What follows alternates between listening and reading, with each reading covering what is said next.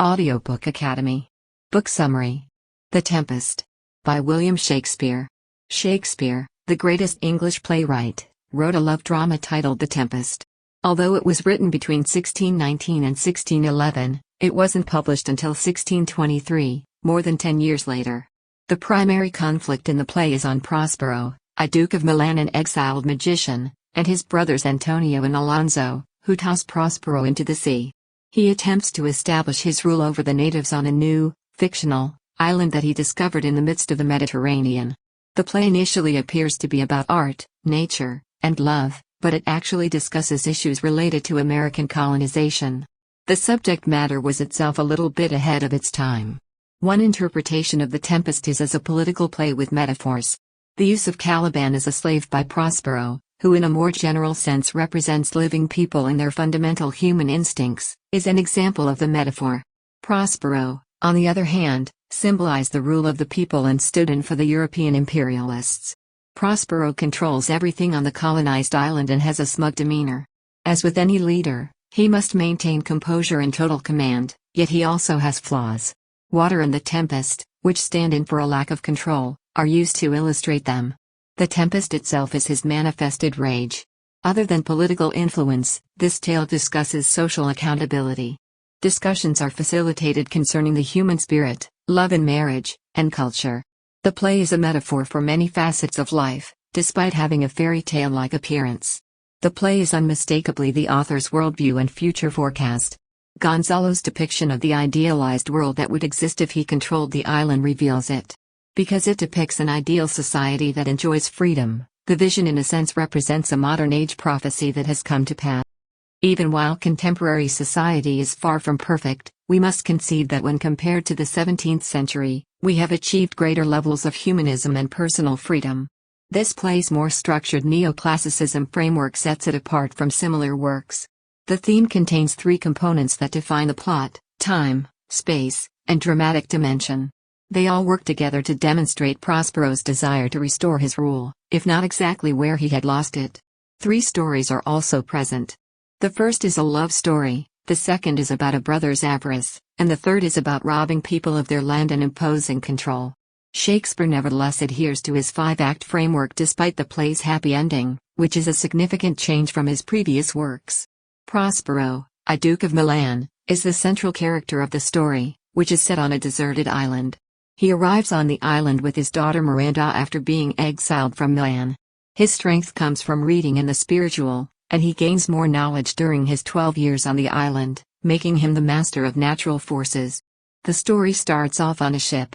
Everything in its path was destroyed when a small storm hit. The storm began as a group of friends were returning from a trip to Tunisia. On board the ship were Alonso, King of Naples, and his devoted aides Antonio, Gonzalo, and Sebastian. Prospero summoned the tempest as a show of displeasure after being expelled from Milan, where he was a duke. Prospero exacts retribution on Ariel, his aide and servant.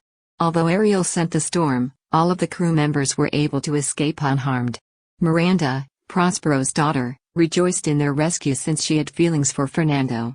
The book makes mention of the slave Caliban and the witch Sycorax. Caliban was created by Sycorax and Satan, and Prospero taught him how to talk. As a result, he now only swears. Caliban thought he owned the island. Ferdinand visited the island where Prospero and Miranda lived after they had been saved, where he fell in love with Miranda, but Prospero did not share his feelings. He provoked him for a while to check on his intentions with Miranda, and they were honorable. Back to Alonso and the storyline. After the storm, he thinks his son was already dead. All of them conversed before going to bed, but Sebastian and Antonio stayed up late to plan how to murder Alonso. When Ariel's spirit materialized and roused Gonzalo, who took care of everything, they had already started to reach for the blade. Prospero was informed of everything by Ariel. The truth behind why Sebastian removed Prospero from his throne is a mystery. In actuality, his brother Antonio had conned everyone. The unnatural slave Caliban teamed up with Trinculo, Stefano, and Trinculo. They made Caliban inebriated, and he advised them to kill Prospero so that Stefano might succeed him as king. Trinculo always made fun of Caliban because he couldn't stand the man.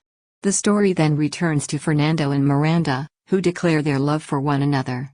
Ferdinand is told by Prospero that he will embrace their love because Prospero put his intentions to the test. Stefano, Trinculo, and Caliban continue to drink alcohol and quarrel frequently. Ariel warned Prospero that he is the target of a gang commanded by Caliban. To fool him, Ariel enticed them down a treacherous route, where they all became stranded. The same fate awaited Alonso's company. When Miranda and Ferdinand decide it's time for a wedding, Prospero makes another call to Ariel to call the female ghosts. They show up and bring them love, understanding, and other priceless things. A pleasant conclusion is followed by a description of Caliban and his crew who were mired in the muck.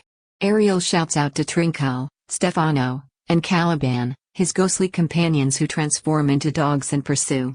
When Sebastian, Antonio, Gonzalo, and Alonso enter Prospero's chambers, the plot begins to unravel.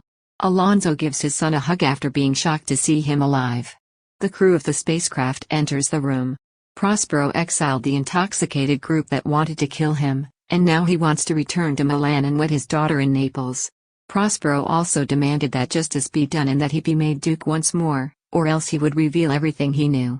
Prospero frees his spirit Ariel in the end.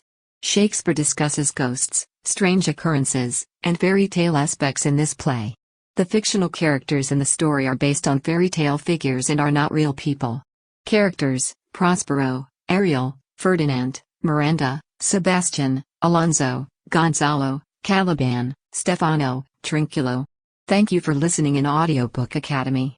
Don't forget to subscribe and smash that like button for more content like this. See you in next video.